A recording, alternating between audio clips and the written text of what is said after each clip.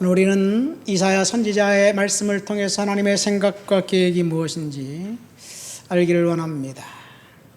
여러분, 우리들은 우리 인생을 향한 하나님의 계획이 무엇인지 알고 싶어 합니다. 구체적으로 하나님께서 저와 여러분들을 향한 계획을 알고 있다면 우리는 좀 더 하나님 앞에 신실하게, 좀 더 충성하게 하나님 앞에 헌신할 수 있을 것이라고 생각합니다. 그런데 하나님의 계획을 안다는 것이 우리의 인생에 있어서 도움이 될까요? 하나님의 계획을 안다면 우리가 좀 더 거룩하고 좀 더 경건한 신앙생활을 할 수 있을까요? 여러분, 하나님의 계획과 뜻을 알기 위해서 우리가 열심히 기도하지요. 그리고 하나님의 계획을, 우리의 미래를 알고 싶어서 어떤 사람은 예언 기도하는 사람에게 찾아가서 이제 미래를 알려달라고 요청하기도 하고, 그래서 응답을 받으려고 하기도 합니다. 물론 예언 기도를 받고 성도들이 하나님 앞에 격려를 받고 위로를 받고 그리고 은혜 가운데 우리를 인도해 주시는 것은 사실입니다. 그런데 문제는 예언을 받고 하나님의 비밀을 깨닫고 미래에 우리가 어떤 삶이 바뀔지를 안다면 그것은 하나님 앞에 좀 더 충성하고 좀 더 열심히 인생을 순종하면서 살아갈 수 있을까와는 별개의 개념입니다. 우리가 미래를 안다고 우리 인생이 달라질까요? 사실은 아닙니다. 성경에 보면 앞날을 알았던 많은 사람들의 이야기가 있습니다. 앞날을 알고 미래를 알았던 사람들의 공통점은 그 앞날을 알았기 때문에 한결같이 고난과 고통 가운데 있었다는 이야기예요. 여러분, 미래를 알았기 때문에 평안하고 안심된 그런 삶을 산 것이 아니라 미래를 알았기 때문에 고난과 고통을 감내했습니다. 아브라함이 그랬지요. 미래를 알았습니다. 그래서 본토 친척 아비 집을 떠나라는 하나님의 말씀을 듣고 그리고 미지의 세계를 향해서 걸어갔습니다. 아브라함의 앞에는 형통의 길, 축복의 길, 모든 것이 다 이제 해결된 탄탄대로의 길이 아니라 고난의 길이 그의 앞에 있었습니다. 사도 바울 미래를 알았습니다. 예루살렘에 가면 감옥에 갇히리라는 사실을 알았습니다. 그럼에도 불구하고 감옥에 갇힐 것을 알고 그는 그 길을 향해 들어갔습니다. 미래를 알았기 때문에 고난과 고통을 겪었습니다. 사울 왕의 경우를 볼까요? 미래를 알았기 때문에 그는 괴물로 바뀌어 버렸습니다. 요셉도 미래를 알았기 때문에 고난과 고통 가운데 있으면서도 믿음으로 감내했습니다. 여러분, 앞날을 알았기 때문에 하나님의 계획과 뜻을 알았기 때문에 우리의 인생이 편해지고 안락해지지 않았다는 것을 우리는 알 수 있습니다. 이스라엘의 초대왕 사울 왕은 미래를 알았기 때문에 그 이후 괴물로 변해버리고 말았습니다. 하나님이 설정한 미래에 저항하면서 어떻게든지 하나님의 뜻을 꺾으려고 안간힘 쓰면서 하나님이 미래에 자기를 대신해서 왕으로 세우실 것이라고 생각했던 다윗을 죽이려고 혈안이 되어 있었습니다. 이것이 사울이 미래를 알고 난 다음에 있었던 그의 행동입니다. 그는 하나님의 계획에 동의할 수 없었습니다. 할 수 있으면 하나님의 계획을 자신의 힘으로 바꿔보려고 했습니다. 그러면 그럴수록 그는 미치광이가 되어가고 있었습니다. 저와 여러분들이 하나님이 저와 여러분들의 인생을 향한 하나님의 계획과 뜻을 생각을 안다면 그것이 우리에게 기도 응답이라고 생각할 수도 있습니다. 그렇다면 우리가 구체적으로 응답받기 위해서 무엇을 해야 할까요? 아니, 응답이라는 것이 도대체 무엇일까요? 하나님이 저와 여러분들의 인생을 향한 하나님의 계획은 우리가 기도한 대로, 우리가 원하는 대로 하나님이 인생이 잘 풀리고 인생이 탄탄대로가 있게 하지 않았다는 것이 하나님이 저와 여러분들을 향한 계획입니다. 우리들은 고난당하지 않고 성공과 영광된 자리에 들어가기를 소망하지만 하나님은 고난을 통과한 후에 낙심과 절망적인 상황을 극복한 후에 하나님이 디자인해 놓은 축복을 쟁취할 수 있도록 하나님이 허락하셨어요. 그렇다면 왜 사람들이 미래를 알고 싶어 합니까? 두 가지 이유가 있는 것 같아요. 첫 번째는 궁금하기 때문에 그렇습니다. 하나님이 저와 여러분들의 궁금증을 해소해 주기 위해서 미래를 아는 것은 결코 허락하지 않았습니다. 모 국무총리의 아내가 뉴스 앵커와 이렇게 좌담하는 것을 이야기하는 것을 제가 유튜브에서 본 적이 있어요. 그녀는 남편의 관운을 알고 싶어서 사주팔자에 올인했습니다. 사주팔자를 이제 공부하고 나니까 평안해졌다는 거예요. 모든 게 다 팔자 소관인데 왜 이렇게 용 쓰느냐, 아주 평안해졌다고 하면서 사주팔자 전도사처럼 그 앵커에게 당신도 사주팔자를 공부해보라고 그렇게 권면하는 것을 보았어요. 그 여성은 자기 남편이 관운이 국무총리까지만 허락된 것을 알지 못했나 봐요. 그의 남편이 대통령이 되지 못할 사주가라는 것은 미처 알지 못했나 봅니다. 여러분, 우리가 미래를 안다고 우리 인생이 달라지지 않습니다. 어느 축제에 참관, 언젠가 말씀드렸죠. 남자가 점장이 텐트에 들어가서 돈을 지불하고 미래를 봐달라고 손을 딱 내민 거예요. 점쟁이가 손을 탁 보더니 눈을 껌뻑껌뻑 그러더니 뭔가 보입니까? 보이죠. 많은 것이 보입니다. 뭔가요? 당신은 45살 때까지 가난하고 불행하고 그리고 되는 일들이 잘 없을 것입니다. 그렇게 얘기하는 거예요. 그러니까 이 사람이 시무룩해갖고 의기소침해서 그런가요? 그럼 45살 이후에는 어떤 일이 벌어지나요? 그 점쟁이가 하는 말이 그 생활에 익숙해질 것입니다. 그렇게 얘기했대요. 여러분, 우리가 미래를 안다고 우리 인생이 바뀌지 못합니다. 그러나 바뀌지 못할 운명 또한 없습니다. 여러분, 우리 인생이 바뀌지 않고 그 좌절과 낙심과 처절한 인생 가운데서 인생 종칠 것이다 라는 그런 이야기는 마귀의 속임수입니다. 우리의 운명은 이미 바뀌었습니다. 예수 그리스도 때문에 바뀌었습니다. 우리의 인생은 하나님이 디자인한 축복이 우리들을 기다리고 있습니다. 그런데 우리가 하나님이 디자인한 축복을 쟁취하기 위해서는 함께 고난도 겪어야 한다는 사실을 또한 우리는 알아야 할 줄 믿습니다. 그러니까 우리가 부정적인 기대를 하면서 인생을 허비할 필요성이 없습니다.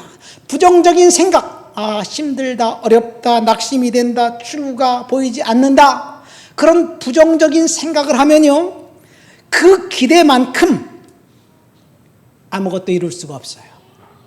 그래서 벤자민 플랭클린이라는 사람이 이런 말을 했어요. 아무것도 기대하지 않은 사람은 축복받은 사람이다. 왜요? 아무것도 기대하지 않았기 때문에 아무것도 이룰 수 없다. 그러니까 기대한 것만큼 이루어졌잖아요. 그러니까 축복이죠. 비꼬는 말입니다. 여러분, 우리는 하나님 앞에서 믿음으로 긍정적인 기대를 갖고 하나님 앞에 우리 인생을 하나님이 디자인해 놓으신 놀라운 일들을 기대하면서 살아가야 될 줄 믿습니다. 긍정적인 기대감은 흥분, 신념, 욕망, 자신감, 헌신, 에너지 등 우리가 성공하는 데 도움이 되는 자질들을 만들어 줄 것입니다. 우리의 미래에 대해서 알고 싶어하는 마음 하나님께 내려놓으시기를 예수님의 이름으로 축원드립니다. 하나님께서 저와 여러분들의 미래를 축복으로 인도해 주실 것이라는 것은 확실합니다. 따라하세요. 나의 미래는 축복이 기다리고 있다. 믿습니까? 그런데 왜 지금 힘들고 어렵다는 사실 때문에 낭망하고 절망하고 괴로워합니까? 우리가 미래를 알고 싶어하는 이유는 사실 두 번째는 오늘이 힘들고 어렵기 때문에 그래요. 오늘이 힘들고 어렵기 때문에 그래서 밝은 장래가 펼쳐진다는 말을 듣고 싶어하는 거예요. 거짓 선지자들이 사탄이 쳐놓은 올무에 걸려들도록 우리가 미래를 알고 싶어하는 욕망 때문에 사탄의 올무에 걸려들게 되어 있어요. 사실 우리의 현실의 삶, 현재의 삶은 힘들다는 것이 정상입니다. 힘들지 않은 것이 비정상이에요. 우리는 그렇지만 우리는 인생이 힘들이지 않고 고생하지 않고 무엇인가 이루어지기를 간절히 소망합니다. 이것은 사탄의 속임에 넘어가는 거예요. 우리가 이 땅을 살면서 반드시 고난과 고통을 겪으면서 그렇게 살아야 될 줄 믿습니다. 그 이유는 하나님이 아담에게, 범죄한 아담에게 말씀한 것을 보면 알 수 있어요. 땅은 너로 말미암아 저주를 받고 너는 내 평생에 수고하여야 그 소산을 먹으리라. 우리가 수고하는 것 저주가 아니에요. 지금 우리가 겪고 있는 절망 상태, 낙심 상태 지극히 당연하고 정상입니다. 하나님의 그럼에도 불구하고 우리는 하나님의 생각과 계획을 알고 싶습니다. 여러분, 하나님의 생각과 계획이 어떤지 오늘 본문 8절부터 10절까지 11절까지 말씀을 다시 한번 읽어보도록 하겠습니다. 8절부터 11절 본문을 다시 한번 읽습니다. 이는 내 생각이 너희의 생각과 다르며 내 길은 너희의 길과 다름이니라. 여호와의 말씀이니라. 이는 하늘이 땅보다 높음같이 내 길은 너희의 길보다 높으며 내 생각은 너희의 생각보다 높음이니라. 이는 비와 눈이 하늘로부터 내려서 그리로 되돌아가지 아니하고 땅을 적셔서 소출이 나게 하며 싹이 나게 하여 파종하는 자에게는 종자를 주며 먹는 자에게는 양식을 줌과 같이 내 입에서 나가는 말도 이와 같이 헛되이 내게로 돌아오지 아니하고 나의 기뻐하는 뜻을 이루며 내가 보낸 일에 형통함이 있으리라. 아멘. 8절 말씀해 보니까 내 생각과 길은 너의 것과 다르다. 9절에 보니까 하늘이 땅보다 높음같이, 여러분, 하나님의 생각이 우리의 생각과 다르다. 이 말씀 속에 하나님의 생각이 우리의 생각보다 훨씬 더 높고 그리고 고귀하다는 이야기입니다. 여러분, 하나님의 생각이 우리와 다르다는 말, 심지어 비슷하지도 않고 가깝지도 않다는 말입니다. 하나님의 생각이 우리와 비슷하다면 헷갈릴 것이 없어요. 그렇죠? 근데 하나님의 생각과 우리의 생각이 전혀 다르다는 말입니다. 하나님의 생각이 우리의 생각보다 훨씬 크고 높다는 이야기를 이사야 선지자가 하고 있습니다. 우리의 생각은 뭔가요? 우리는 건강을 구합니다. 왜 건강을 구합니까? 사실은 하나님을 위해서 건강을 달라고 기도하는 것이 아니라 나 자신을 위해서 건강을 달라고 기도하는 거예요. 우리의 생각은 육신의 몸 이 껍데기에 있습니다. 그래서 이거를 잘 관리하려고 운동도 하고 좋은 것을 먹고 찍어 바르고 칼을 대는 거예요. 그게 나쁜 건 아니에요. 사실은 자기 관리를 잘하는 건 나쁜 게 아니죠. 그러나 하나님의 생각은 우리의 육신보다는 영혼에 있다는 사실을 믿으시기를 예수님의 이름으로 축원드립니다. 하나님은 우리를 하나님의 형상대로 지었습니다. 우리는 월급 봉투가 두꺼워지고 돈을 더 많이 벌기를 기대합니다. 그래서 우리가 기대하는 것은 건강과 물질적인 축복입니다. 그러나 하나님의 관심은 이것보다 훨씬 더 크다는 이야기예요. 하나님의 관심은 이 죽은 자가 살아난 것을 꿈꿉니다. 그래서 예수님이 십자가에 달려 돌아가신 거예요. 우리는 죄로 말미암아 죽은 자들입니다. 그런데 하나님의 관심은 사망의 권세에서 우리들을 이길 수 있도록 허락해 주셨다는 사실, 그래서 멸망에서 구원으로 우리들을 인도하였다는 사실을 믿으시기를 예수님의 이름으로 축원드립니다. 우리가 이 땅에서 누리는 축복은 사실 불완전한 축복이에요. 완전한 축복은 언제 성취되느냐? 우리가 천국 가는 그 순간 완전한 축복, 퍼펙트한 축복의 상태로 들어가게 될 줄 믿습니다. 그래서 우리는 고난당하는 것을 원치 않습니다. 고난이 없도록 고난을 제거해 달라고 우리는 기도합니다. 그러나 하나님이 인간을 당하는 고난을 통해서 저와 여러분들을 다루시는 거예요. 고난 없이 평안은 찾아올 수 없습니다. 고난 없이 성공 역시 없습니다. 하나님의 생각과 계획은 우리의 생각하고 꿈꾸는 것과 전혀 다릅니다. 요셉과 다윗을 보십시오. 그들을 광야를 통과하게 하셨습니다. 그리고 광야의 훈련을 마친 그들에게 비로소 하나님이 축복을 허락해 주셨어요. 먼저 요셉을 볼까요? 요셉은 그를 가장 사랑했던, 그가 가장 사랑했던 형님들로부터 배신을 당했습니다. 그래서 인신매매를 당해서 노예가 되어 애굽에 팔려갔습니다. 이 노예가 된 것도 억울한데 노예 생활을 하면서 이제 그 생활에 적응되어 가고 있었고 주인에게 인정을 받았습니다.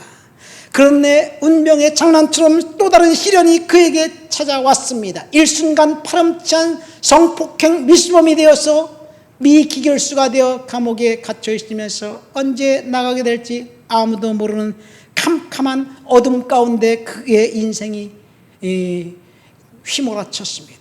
어두운 그림자가 그의 인생에 불어닥쳤습니다. 그의 인생은 날마다 점점 더 나빠졌습니다. 그 일이 몇 년 있었느냐? 13년 동안 지속되었습니다. 13년간 요셉이 단 하루라도 인생의 비전을 그 눈으로 확인하고 확신했던 적이 있었나요?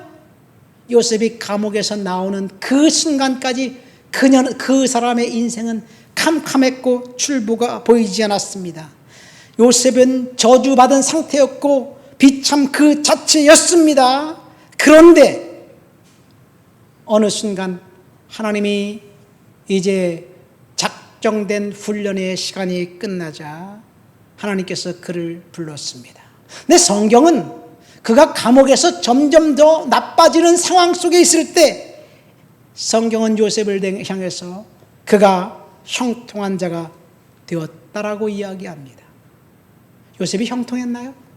날마다 점점 더 나빠졌는데, 인생의 비전이 보이지 않았는데, 출구가 보이지 않았는데, 저도 요즘 출구가 보이지 않기 때문에 하나님 앞에 날마다 기도하지만 그래서 답답해요. 출구가 보이면 몇 년 후에, 몇 달 후에는 내가 너 빚을 갚아줄게, 몇 달 후에는 뭐 성도를 보내줄게. 주님께서 이렇게 말씀해 주시면 얼마나 좋을까요? 절대로 주님은 그렇게 말씀하지 않습니다. 요셉은 날마다 점점 더 나빠졌는데 하나님은 그것을 형통했다고 이야기합니다. 우리는 요셉 이야기의 결말을 알고 있기 때문에 요셉이 축복받은 사람이라는 사실에 대해서 아무도 부정하지 않습니다. 그러나 요셉이 날마다 점점 더 나빠졌을 때 갈등하고 번민 단 한 번도 하지 않았을까요? 제가 볼 땐 요셉도 우리와 같이 감옥에서 나오는 순간까지 절망과 씨름했음을 믿습니다. 그럼에도 불구하고 요셉은 끝까지 인내하며 믿음을 지켰습니다. 하나님의 생각, 하나님의 계획은 훈련을 통과한 요셉을 애굽의 제2인자로 삼게 만든 거예요. 다윗도 마찬가지입니다. 다윗은 사울 왕을 피해 12년에서 17년 어간 그 상황을 도망 다녔습니다. 딱 잘라서 15년이라고 이야기합시다. 골리앗 사건이 다윗의 인생을 바꿔버렸습니다. 다윗이 사울을 피해 도망 다녔던 그 시간 15년, 그 기간은 그의 목에는 현상금이 늘 따라 붙어있는 지명 수배자였습니다. 그래서 그는 도시 성에 들어갈 수가 없었습니다. 왜? 그를 보는 순간 수많은 사람들이 현상금을 빌미로 다윗을 사울 왕에게 고발하기 때문에 그렇습니다. 너무너무 힘들어서 한 번은 높당의 제사장에게 가서 먹을 것을 달라고 이야기합니다. 얼떨결에 제사장은 이제 진설병을 줍니다. 근데 사실은 다윗이 제사장을 속였어요. 사울 왕이 나를 보냈습니다. 내 소년들이 먹을 것이 없습니다.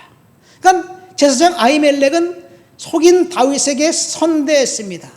사울 왕이 칼이나 무기를 달라고 합다. 그러니까 골리앗의 칼을, 이 다윗이 죽인 골리앗의 칼을 그 성전에 보관하고 있었는데 그것을 줬어요.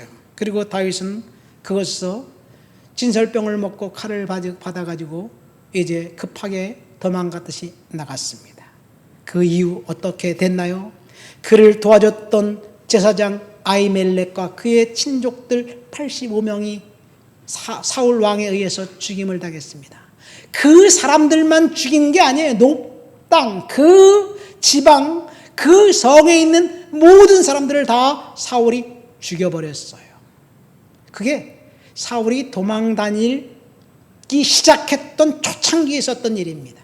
그러니까 15년 동안 다윗은 사울을 피해 날마다 도망 다녔습니다. 그리고 그에게는 출구가 없었습니다.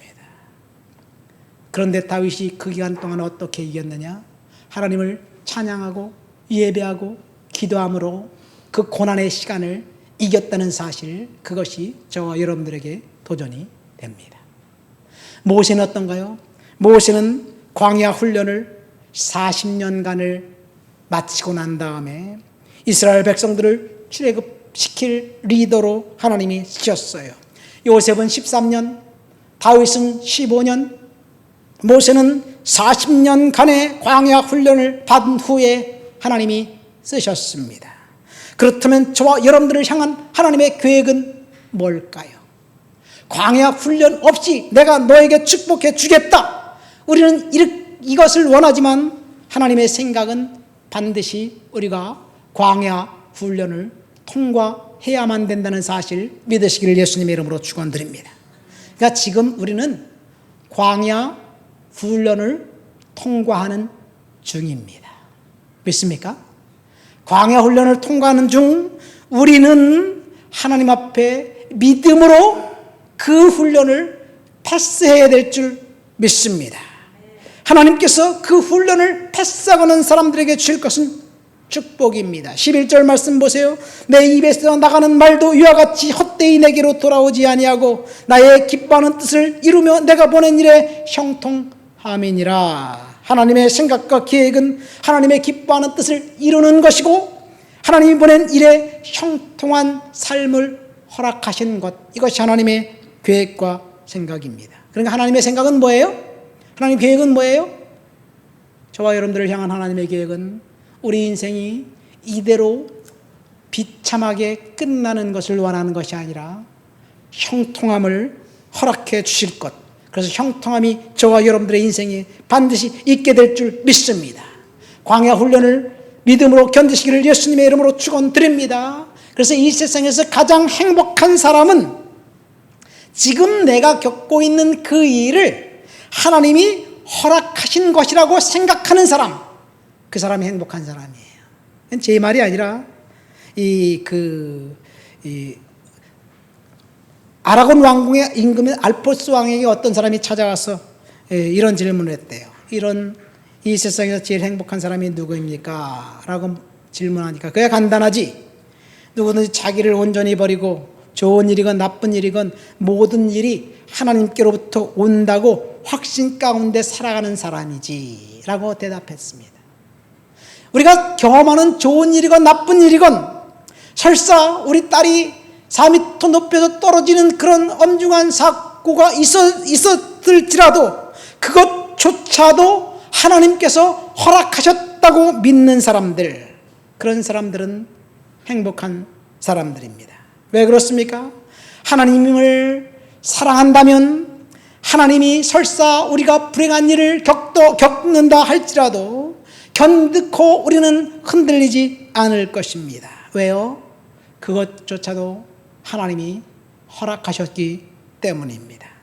여러분, 한나를 보세요. 임신하지 못해서 불행했습니다. 그를 사랑하는 남편, 아내가 임신하지 못하자 첩을 들였어요. 근데 첩은 남편에게 오자마자 아이를 쑥쑥 잘 낳는 거예요. 아이만 낳고 잠자코 있으면 괜찮은데 이 분인나 남편의 첩이 아들 낳지 못한 한나를 계속해서 질투하면서 무시하는 거예요. 그래서 불행했습니다. 그런데 그 비난, 그 불행, 그것 때문에 한나는 절망하고 낙심하고 포기한 것이 아니라 하나님께 찾아와서 기도하기 시작한 거예요. 그러니까 한나는 불행했기 때문에 하나님께 찾아가 기도했습니다. 불행했기 때문에 기도했기 때문에 사무엘이라는 아들을 하나님이 허락해 주셨어요. 그 모든 출발은 불행에서 출발한 거예요.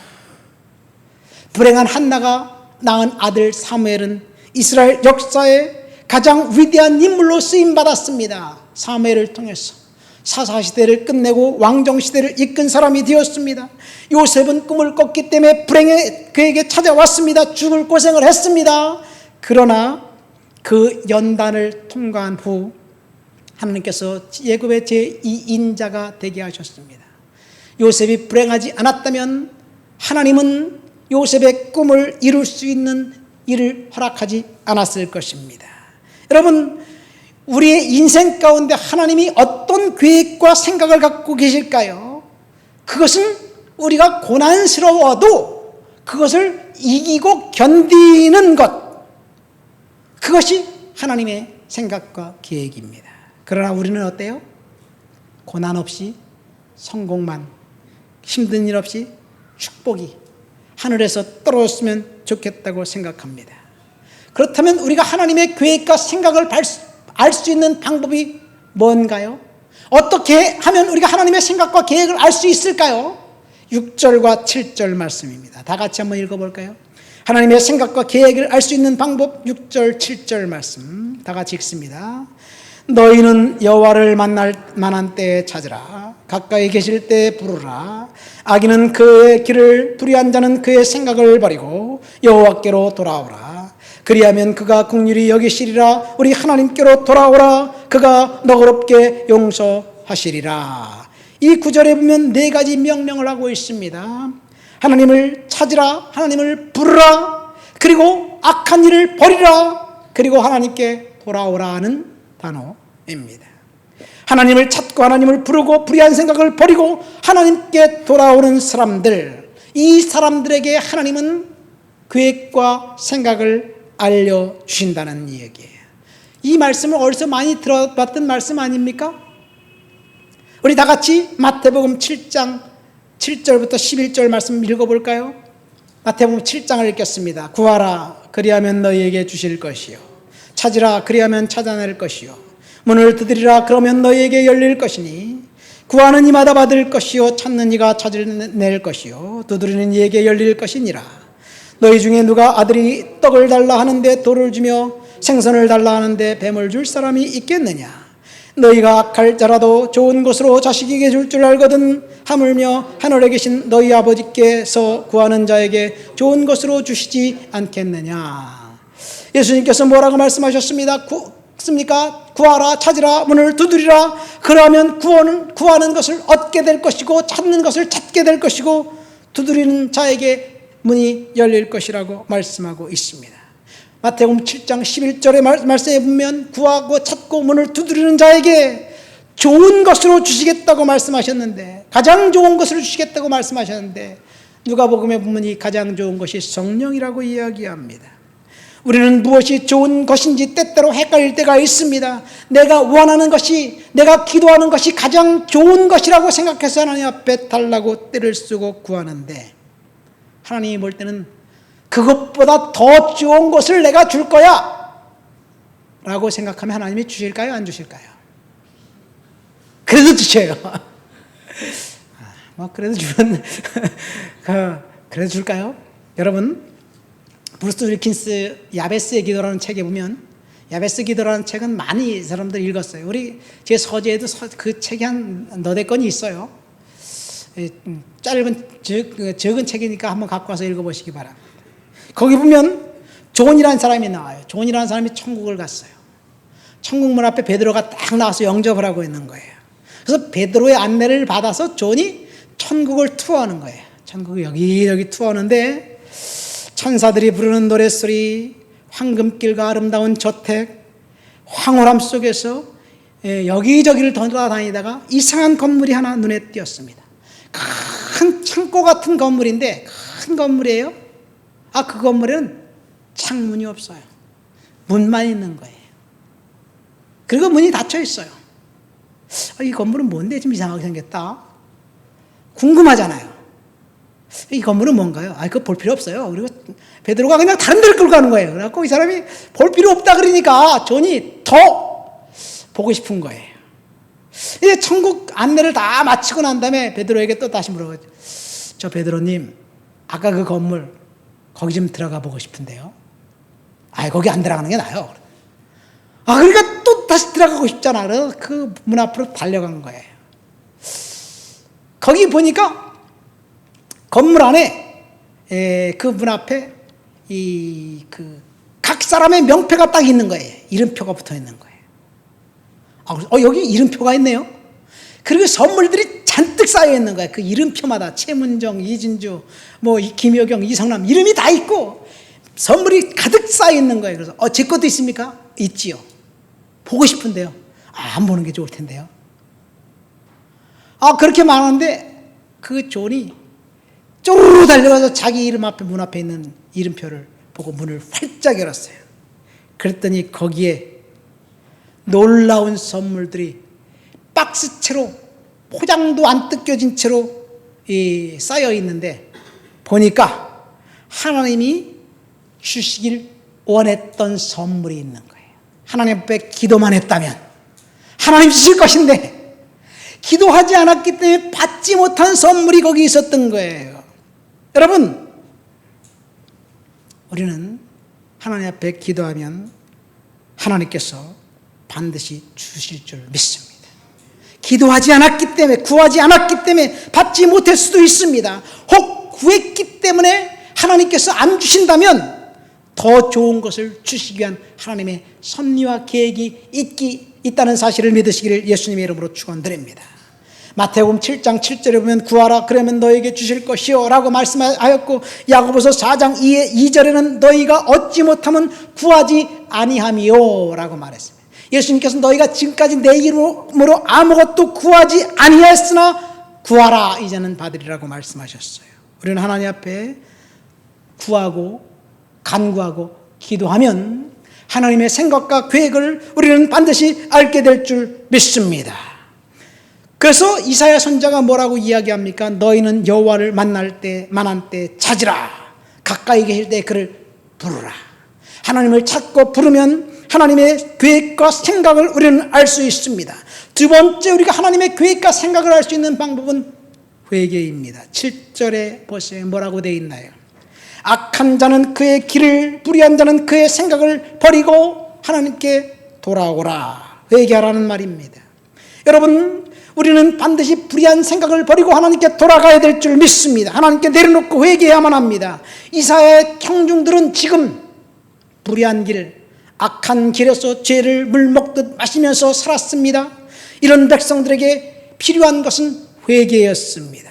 만약 회개를 통한 영적 회복이 없다면 그들은 반드시 심판받게 될 것입니다. 그런데 안타깝게도 이사야의 청중들은 하나님 앞에 회개하지 않았습니다. 그래서 심판이 찾아왔습니다. 그래서 그들은 죄의 대가, 회개하지 않은 대가를 톡톡하게 치러야만 했습니다. 불순종한 자, 하나님을 멸시하고 우상 숭배한 자들은 심판을 받았습니다. 북왕국 이스라엘은 음란히 종교의 탈을 쓰고 사람들을 미혹했기 때문에 결국 아수르의 멸망을 당했습니다. 종교의 탈을 쓴 음란은 바알과 아세라 목상신이었습니다. 남한국 유다 역시 폭력이 종교의 틀을 쓰고 사람들을 미혹했기 때문에 결국 바벨론의 포로가 됐고 멸망을 당했습니다. 남한국 유다가 폭력이 종교의 틀을 쓴 것은 인신제사 행위인 몰렉 숭배 때문이었습니다. 두 번째, 이사야는 이 백성들에게 도움을 구하러 애굽으로 내려가지 말고 아수르나 바벨론에도 가지 말라고 말했습니다. 사람들에게 도움을 구하러 요청하지 말라고 경고했습니다. 그러나 유다 요시야는 애굽을 의지하는 것이 지극히 현실적이고 지혜로운 일이라고 생각했습니다. 많은 사람들은 그것을 상식적이라고 생각합니다. 왜 그렇습니까? 사람들이 생각해낸 대안은 사람들을 의지하고 사람들에게 도움을 요청하는 것, 이것이었기 때문에 그래요. 그러나 이것은 하나님의 생각이 아닙니다. 사람들에게 도움을 구하고 사람들에게 그 요청하는 것, 하나님의 생각이 아니라 내 생각입니다. 사람들, 그러니까 이사야의 청중들은 자신들의 생각을 여전히 관철하려고 했습니다. 그러나 하나님은 회개하라, 불의한 생각을 버리고 여호와께 돌아오라고 선지자를 통해서 경고했지만 이사야의 청중들은 자신의 생각과 신념을 끝까지 고수했습니다. 그리고 하나님께 돌아오기를 거부했습니다. 자신의 생각을 밀어붙인 사람들은 갈팡질팡했습니다. 오른쪽으로 갈까 왼쪽으로 갈까, 뒤에서 여기가 옳은 길이라고 누군가 속삭이면 그리로 돌아갔습니다. 여러분, 이사야 30장을 보면 여전히 유다 백성들은 조각한 우상을 부어 만들고 그 우상에 금을 덧칠해 가면서 따라갔습니다. 사람들이 이 상태라면 하나님이 철저히 응징할 것인데, 하나님이 심판할 것인데, 그럼에도 불구하고 자신의 생각을 버리지 않고 끝까지 하나님을 버렸습니다. 회개하지 않았습니다. 그래서 심판이 임했습니다. 심판이 임한 그 백성들을 다시 한번 하나님이 기회를 줘서 남은 자들을 통해서 구원과 회복을 주시겠다는 약속이 이사야에서 후반부의 내용, 오늘 우리가 읽은 본문의 말씀입니다. 우리는 반드시 회개해야 하나님의 생각과 계획을 알 수 있습니다. 그리고 하나님의 말씀에 귀를 기울여야만 합니다. 하나님의 생각을 우리는 깨닫게 될 때까지 하나님께 철저히 우리의 상태를 고백하고 회개해야만 합니다. 우리는 누군가가 은행을 턴다든가 돈을 강탈하기 위해서 어린아이를 유괴하면 그것이 사회적 이슈가 되고 그리고 그것은 있어서는 안 될 사악한 사회적 죄악으로 여깁니다. 그러나 이와 동일하게 거짓말하는 것도 커다란 죄라는 사실을 우리는 반드시 깨달아야 될 줄 믿습니다. 요즘 대통령 선거철인 요즘 우리를 가슴 아프게 하는 것은 파렴치한 거짓말 장이의 그 이야기를 너무 관대하게 들어주면서 그 거짓말을 지지해 주는 것에 있습니다. 저는 거짓말해야 되는 사람을 보면 거짓말하는 사람을 보면 저는 역겨워요. 그런데 대한민국 국민의 50% 이상이 그의 파렴치한 행동과 거짓에도 불구하고 그건 그거고 정치적 신념에 따라 지지합니다. 표를 몰아줍니다. 우리는 사람들이 사회 정의를 부르짖기를 좋아합니다. 왜 그러냐? 정의롭지 못한 세상에 대해서 우리는 판단하고 있기 때문에 그래요. 정의롭지 못한 것이 무엇입니까? 사회악입니다. 그러나 정의를 부르짖는 것보다 더 중요하고 더 강조해야 될 것이 있는데 그것은 정의롭지 못한 상태에서 떠나야 되는 거예요. 죄에서 떠나야 되는 거예요. 다시 말해서 죄에서 떠나면 정의는 저절로 회복됩니다. 정의를 부르짖는다고 정의로운 사회가 되는 것이 아니에요. 왜 사람들이 윤석열 대통령이 선포한 계엄에 대해서 분노합니까? 저도 그 계엄에 대해서는 절대로 동의할 수가 없어요. 어떻게 계엄을 선포해갖고 사람들에게 그런 충격을 주느냐? 왜 분노합니까? 그것은 정의롭지 못하다고, 정의롭지 않다고 생각하기 때문에 그렇습니다. 그런데 여기에 문제가 있습니다. 정의롭지 않은 것은, 계엄을 선포한 것, 정의롭지 않은 것은 맞습니다. 그러나 그것이 정의롭지 않은 것이 사악한 죄인가요? 아니면 통치 행위인가요? 사실은 정의로운 척하면서 온갖 구린내 나는 죄를 지은 사람은 정의의 사도로 둔갑해 버렸습니다. 우리는 정의를 주장하기에 앞서 사회적으로 만연된 죄, 하나님과 사람 앞에서 잘못된 삶을 살아가게 만드는 사회적 구조와 제약들을 반드시 회개해야만 합니다. 우리가 죄를 제거하면 정의는 자동으로 이루어지게 되어 있습니다. 그러니까 오늘날 우리 시대의 구조적인 죄악은 한마디로 보면 내로남불이에요. 우리는 죄의 실체를 알아야 하는데 우리 사회는 교묘하게 죄의 실체를 바꿔버렸습니다. 사람들은 자신이 지은 죄는 인정하지 않고 다른 사람이 지은 죄를 지적합니다. 이것은 야당만 이야기하는 것이 아니에요. 모든 사람이 다 동일해요. 저도 마찬가지입니다. 내 죄를 지적하면 나는 기분이 나빠요. 그러나 다른 사람의 죄를 지적하면 똑같은 죄를 졌어도 다른 사람의 죄는 더 크게 생각합니다. 그래서 이 세상은 간음을 영혼애로, 동성애를 성적 취향으로, 태아살인을 낙태할 권리라고 부르고 있습니다. 자신의 죄를 분노 탓으로 돌리거나 과거 때문에, 사회 구조 때문이라고 합리화시킵니다. 용서하지 못함을 정당화시킵니다. 이런 우리의 태도를 반드시 회개해야 할 줄 믿습니다. 우리가 음란했음을 회개하고, 우리가 부정직했음을 회개하고, 우리가 거짓말했음을 주님 앞에 회개해야 될 줄 믿습니다. 이것이 하나님이 이사야 청중들을 통해서 우리에게 요구하시는 거예요. 이사야 청중들은 회개를 거부했기 때문에 결국 심판을 받았습니다. 우리가 회개를 거부한다면 우리들 역시 심판받게 될 줄 믿습니다. 우리가 하나님의 생각과 계획을 알 수 있는 방법은 그러니까 기도와 회개에 있습니다. 우리가 회개하면 하나님의 계획과 생각을 알게 됩니다. 말씀을 맺습니다. 오늘 우리는 하나님의 생각과 계획이라는 제목으로 설교를 드렸습니다. 첫 번째, 하나님의 계획과 생각은 우리의 것과 전혀 다릅니다. 하나님의 계획과 생각은 우리의 것보다 훨씬 더 큽니다. 그러나 우리의 생각은 우리가 기도한 대로 100% 그대로 응답해 달라고 하나님 앞에 요구합니다. 그러나 하나님의 생각은 다르기 때문에 우리가 기도한 대로 응답하지 않을 수도 있습니다. 물론 우리가 기도한 대로 하나님 응답해 주실 거예요. 그러나 우리가 기도한 것을 통해 하나님이 영광 받으실 것이며 하나님의 뜻대로 응답하실 것이라는 사실도 또한 믿어야 될 줄 믿습니다. 사도 바울은 사탄의 사자 가시를 없애달라고 3번 기도했으나 하나님은 내 은혜가 내게 족하다 그러면서 사탄의 사자 가시를 옮겨주지 않았습니다. 아브라함은 75살에 부름을 받았습니다. 그가 살아생전 그가 소유한 땅은 아내 사라가 죽어 장사 지낸 매장지밖에 없었습니다. 그리고 25년간 아들을 주겠다는 약속 역시 응답받지 못했습니다.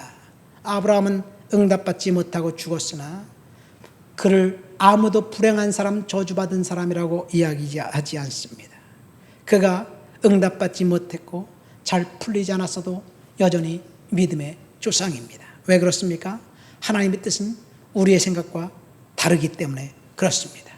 우리는 즉각적인 응답을 원하지만 하나님은 언제나 우리의 소원을 우리가 원하는 시간에 우리가 원하는 대로 들어주지 않습니다. 우리는 지금 답답하고 우리는 지금 조급한데 하나님은 그 시간, 인내의 시간, 훈련의 시간, 광야를 통과하는 시간이라고 생각하고 우리들에게 침묵하실 때 낙심이 되지만 그럼에도 불구하고 우리는 끝까지 믿음을 잃지 않고 하나님 앞에 기도하면서 그 침묵의 시간을 회개하는 시간으로 삼고 하나님 앞에 기다려야 될 줄 믿습니다. 우리 다 같이 통성으로 하나님 말씀을 생각하면서 기도합니다. 하나님 아버지 감사합니다. 하나님의 생각과 뜻을 알 수 있도록 도우셔서 감사합니다. 내가 기도하고 좀 더 회개할 수 있도록 주여 도와주옵소서. 기도합니다. 하나님 아버지 감사합니다. 오늘도 주님 앞에 나와 주를 높여드리고 주를 찬양하고 주를 예배합니다. 내 생각과 내 계획과 내 뜻대로 하나님 앞에 기도하고 하나님의 응답받아라 관철하는 것이 아니라 하나님을 바라보면서 믿음으로 살았도록 주여 도와주시옵소서. 지은 죄를 하나님 앞에 회개하고 주님 앞에 믿음으로 살아도록 주여 역사해 주시옵소서. 주를 높여드립니다. 예수님의 이름으로 기도합니다. 아멘.